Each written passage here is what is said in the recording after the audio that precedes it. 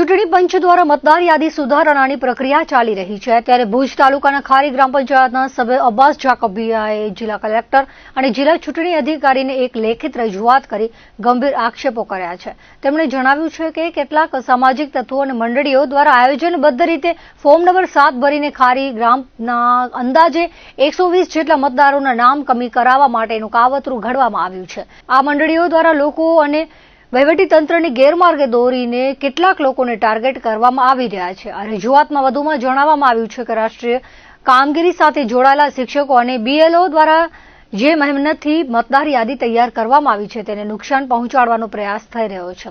ખોટી રીતે મતદારોને ગેરહાજર બતાવીને તેમના નામ યાદીમાંથી દૂર કરવાની પેરવી કરવામાં આવી રહી છે જે લોકશાહી માટે જોખમી છે।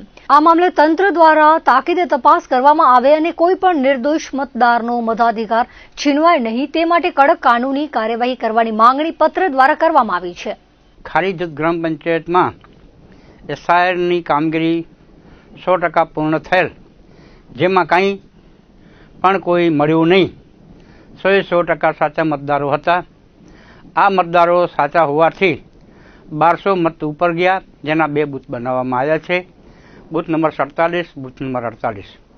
ત્યારબાદ કોઈ અજાણ્યા લેબાગુ લુખ્ખા તત્વો દ્વારા ફોર્મ નંબર 7 ભરી અને ફક્ત એક જ સમાજને ટાર્ગેટ કરવા માટે 100 ને અંદાજે 20 જેટલા મતોના ફોર્મ રદ કરવા ભરાવેલ છે। તે ફોર્મ મામલતદાર કચેરી દ્વારા અને બીએલઓને મળેલ છે। બીએલઓના સંપર્કમાં અમે સતત છીએ, ત્યારે બીએલઓએ અમને જાણ કરી કે ભાઈ આ રીતે ફોર્મ આવ્યા છે, પણ હજી સુધી મને કોઈ હુકમ નથી આવ્યો, પરંતુ 7 નંબરનું ફોર્મ એ છે કે રદ કરવા માટેનું છે।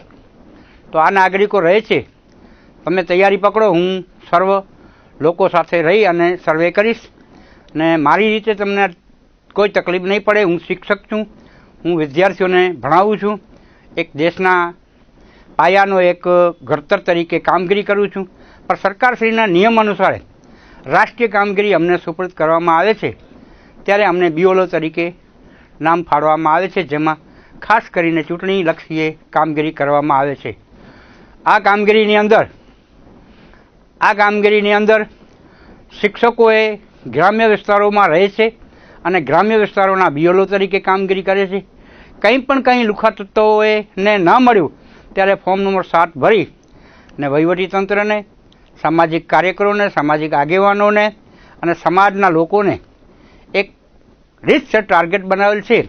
એના અનુસંધાનમાં આજે અમો કચ્છ જિલ્લા કલેક્ટરશ્રીને આવેદનપત્ર રૂબરૂ દેવા 20 જેટલા સભ્યો ગામના અને આવી રૂબરૂ આપેલ, પરંતુ કલેક્ટર સાહેબ ખુદ રજા પર હોવાથી નિવાસી નાયબ કલેક્ટરને રૂબરૂ આવેદનપત્ર હાથથી આપ્યું છે અને અન્ય મામલતદાર, પ્રાંત અધિકારી, સમગ્ર વહીવટીતંત્રને અમે લેખિત આવેદનપત્ર આપી અને જાગૃત કર્યા છે।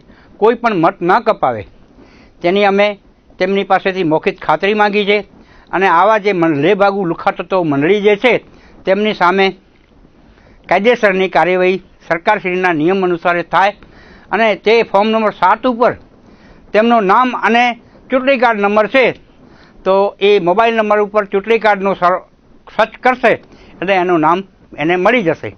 આ નામ મળવાથી આ કોણ છે, ક્યાંનો છે, એનો મત આ ક્યાંનો છે અને ફોર્મ કેમ ભર્યો છે અને એને સહી કેમ કરી છે, અને આવી દુશ્મની એક કચ્છના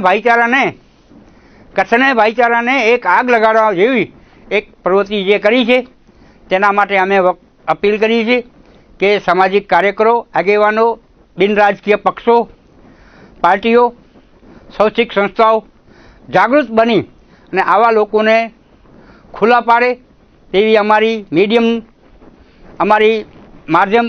મીડિયાની માધ્યમથી અમારો અવાજ સરકાર સાથે પહોંચે અને સામાજિક આગેવાનો સાથે અમારું તાલમેલ પહોંચે તે બાબતે અમે સર્વને અપીલ કરીએ છીએ।